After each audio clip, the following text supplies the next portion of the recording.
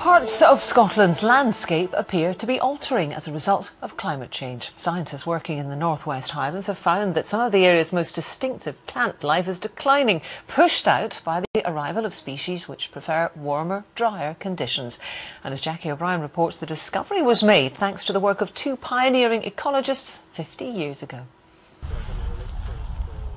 Scientists have retraced the steps of Scottish ecologists Donald McVeigh and Derek Ratcliffe, whose pioneering fieldwork 50 years ago has led them to a dramatic change in the makeup of the Highlands' native plant life. It's remarkable. Over 50 years, landscapes such as these we think hardly change at all, but actually it is changing. We've lost 25% of our heather since the 1940s.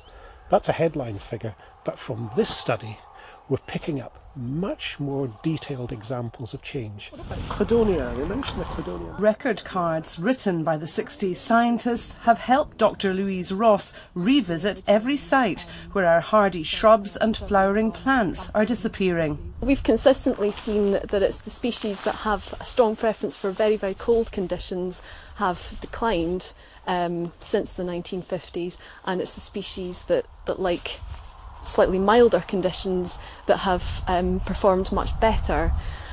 So that's where we're seeing the impacts of climate change.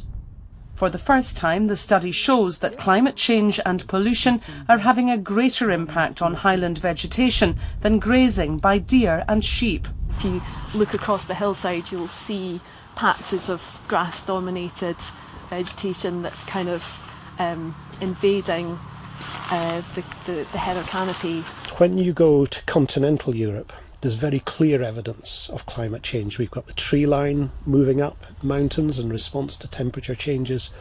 But in Britain to date, we've had very little evidence. So this is quite literally one of the first signs of climate influences on vegetation. Scotland is renowned for its rich, colourful environment. But these scientists warn that the damage could be irreversible in some places, and landscapes like this could change forever. Jackie O'Brien reporting Scotland, Sutherland.